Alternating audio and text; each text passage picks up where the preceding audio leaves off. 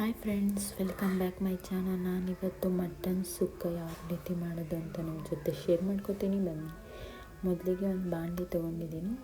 ಅದಕ್ಕೆ 3 ಈರುಳ್ಳಿನ ಚಾಪ್ ಮಾಡಿ ತೆಗೆದಿಟ್ಕೊಂಡಿದ್ದೀನಿ. ಇವಾಗ ಆಯಿಲ್ ಹಾಕಿ ನಾನು ಕಟ್ ಮಾಡಿ ಇಟ್ಕೊಂಡಿರೋ ಈರುಳ್ಳಿನ ಹಾಕ್ತಾಯಿದ್ದೀನಿ.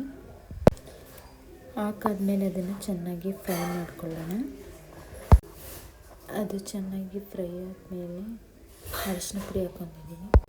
ಹಾಕಿ ಈಗ ಚೆನ್ನಾಗಿ ಫ್ರೈ ಮಾಡ್ಕೊಂಡಾದ್ಮೇಲೆ ನಾನು ಮಟನ್ನ ಹಾಕ್ಕೊತಾ ಇದ್ದೀನಿ.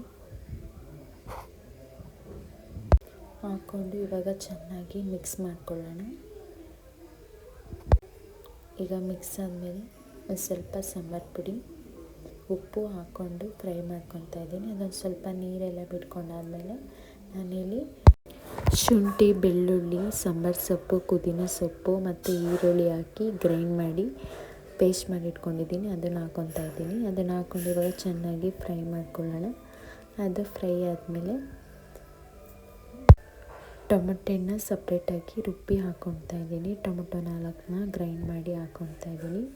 ಅದಾದಮೇಲೆ ಈಗ ಕಾಯಿನ ಗ್ರೈಂಡ್ ಮಾಡಿಬಿಟ್ಟು ಹಾಕ್ಕೊತಾ ಇದ್ದೀನಿ. ನಾನಿಲ್ಲಿ ಪೇಸ್ಟ್ನ ಬೇರೆ ಬೇರೆ ಥರ ಮಾಡಿ ಹಾಕ್ಕೊತಾ ಇದ್ದೀನಿ. ಈ ಥರ ಹಾಕ್ಕೊಳ್ಳೋದ್ರಿಂದ ಎಲ್ಲ ಫ್ಲೇವರು ಮಟನ್ಗೆ ಚೆನ್ನಾಗಿ ಸ್ಪ್ರೆಡ್ ಆಗುತ್ತೆ. ಅದಕ್ಕೋಸ್ಕರ ಒಂದೇ ಸಲ ಹಾಕ್ಕೊಂಡ್ರೆ ಮಟನ್ನಿಗೆ ನಾವು ಅದಕ್ಕೋಸ್ಕರ ನಾನು ಬೇರೆ ಬೇರೆ ಪೇಸ್ಟ್ ಹಾಕ್ಕೊಂಡು ಇದನ್ನು ಚೆನ್ನಾಗಿ 3 ಅವರ್ ಬೇಯಿಸ್ಕೊಂಡು ಮಟನ್ ಸುಕ್ಕ ರೆಡಿಯಾಗಿರುತ್ತೆ. ತುಂಬ ಜ್ಯೂಸಿ ಆಗಿರುತ್ತೆ.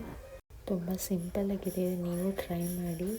ರೆಸಿಪಿ ಯಾವುದು ಅಂತ ತಿಳಿಸಿ. ಮತ್ತು ವೀಡಿಯೋ ಜೊತೆ ಸಿಗ್ತೀನಿ. ಬಾಯ್. ಯಾರಿನ್ನೂ ಸಬ್ಸ್ಕ್ರೈಬ್ ಮಾಡ್ಕೊಂಡಿಲ್ಲ, ಸಬ್ಸ್ಕ್ರೈಬ್